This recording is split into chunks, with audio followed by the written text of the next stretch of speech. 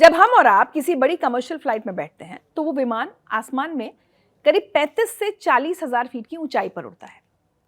एक तरह से तयशुदा हाईवे पर वो चलते हैं। इतनी ऊंचाई पर बादल और तूफान अक्सर नीचे रह जाते हैं।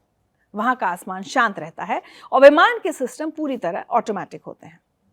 लेकिन हेलीकॉप्टर, चार्टर प्लेन या एयर एम्बुलेंसेज, इनकी कहानी थोड़ी अलग है और बहुत डरावनी होती जा रही है।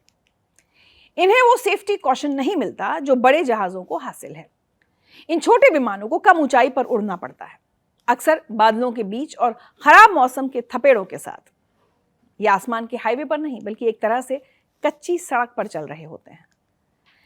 23 फरवरी 2026 को झारखंड के चतरा जिले के पास हुआ एयर एम्बुलेंस हादसा इसी खतरे का सबसे ताजा और दर्दनाक सबूत है।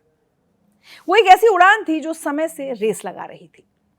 एयर एम्बुलेंस या चार्टर उड़ानों में सबसे बड़ी चुनौती होती है फ्लेक्सिबिलिटी, यानी कहीं भी और कभी भी उड़ने की आजादी। सुनने में अच्छा लगता है, लेकिन यही आजादी कई बार जानलेवा बन जाती है।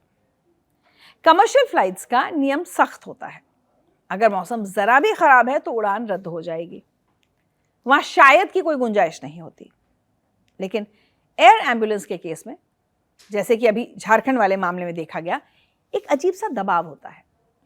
एक तरफ मरीज की जान बचाने की जल्दी होती है तो दूसरी तरफ मौसम की चुनौती। इस जल्दी के चक्कर में पायलट अक्सर वो रिस्क ले लेते हैं जो बड़े जहाज कभी नहीं लेते।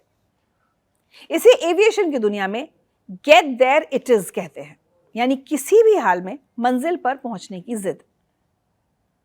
जब आप छोटे विमान में होते हैं तो आप रडार और एटीसी के भरोसे कम और पायलट की सूझबूझ पर ज्यादा निर्भर होते हैं, और इंसान से गलती होने की गुंजाइश हमेशा रहती है, खासकर जब उस पर जान बचाने का भारी दबाव हो या कहीं जल्दी पहुंचने का दबाव हो। झारखंड का हादसा हमारे देश के लिए कोई इकलौती घटना नहीं है। अगर हम पिछले कुछ सालों के पन्ने पलटें तो एक बहुत ही डरावना पैटर्न सामने आता है। ऐसा लगता है जैसे भारत का आसमान हमारे वीआईपी, बड़े नेताओं और खास लोगों के लिए कब्रिस्तान बनता जा रहा है।